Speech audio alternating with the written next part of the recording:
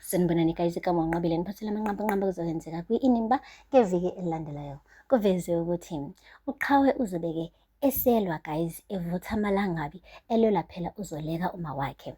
Kuyacaca ukuthi njengoba nje uZoleka ehlangolaza indaba yokuthi ufuna ukudivoza uHlathi, uzomane futhi aphinda iphoqa ingane ukuthi ayingabe isasondelana noZoleka. Kanti usekhohliwe uHlathi ukuthi uqhawe usena 20 years old manje, usiyakwazi ukuzikhulumela.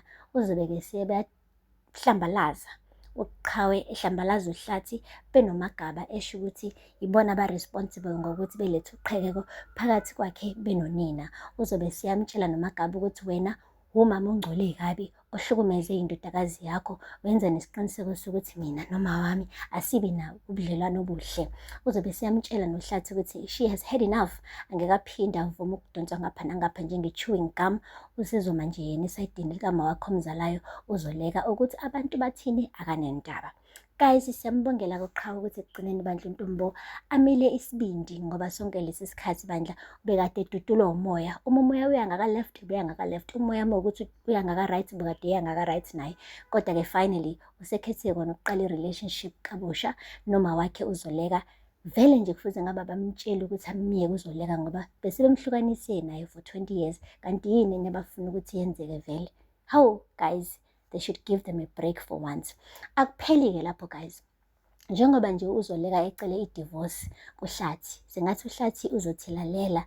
I'm not going down with that fight. Angithi thina sashada under community of property, kusho kona ukuthi konke okwakho kungokwami.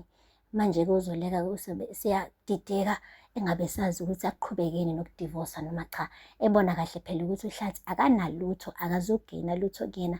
Umuntu ozogena kahle kahle kule divorce uyena uHlathi, and uZoleka usebenze hard, very very hard ukuthi nje iy'thukuthuku zakhe zingamane yithathe uHlathi kalula kanjalo.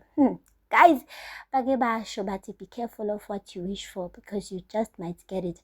uZoleka-ke sengathi uthole okungaphezu kwalokhu abekucabanga. Akavaze nje athole inkululeko kuHlathi, kodwa uthole nanokuthi phela imali yakhe ihambe nayo, isplitheke in between, iye laphaya kuHlathi. Guys, uHlathi-ke ngathi uzophuma i-rich kule divorce yakhe benoZoleka.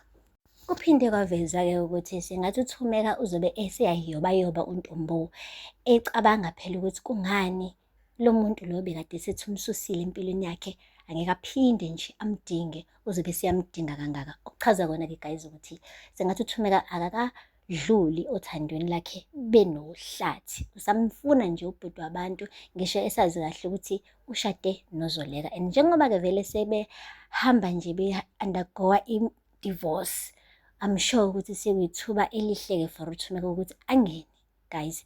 And angazi-ke ukuthi ungena kanjani-ke ebesamhlukumeza kangaka uHlathi. Usazomthemba ngokuphelele emva kokuthi amhlambalaze bonke abantu bebhekile emini kapa? Asazi guys, kuzomele acabange kabili uNtombo, ngoba kushiwo kuthiwa once bitten twice shy. Guys, asazi ukuthi-ke kophetha kanjani kuloya mndeni wakaMabandla nomndeni wakaBigitsha makonje. Aphela lapho-ke amanqamba namhlanje, ngakhohle ukusubscribe and like and comment. Until next time, bye.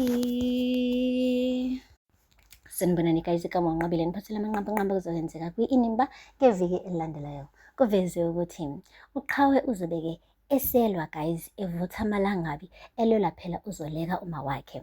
Kuyacaca ukuthi njengoba nje uZoleka ehlangolaza indaba yokuthi ufuna ukudivoza uHlathi, uzomane futhi aphinda iphoqa ingane ukuthi ayingabe isasondelana noZoleka. Kanti usekhohliwe uHlathi ukuthi uqhawe usena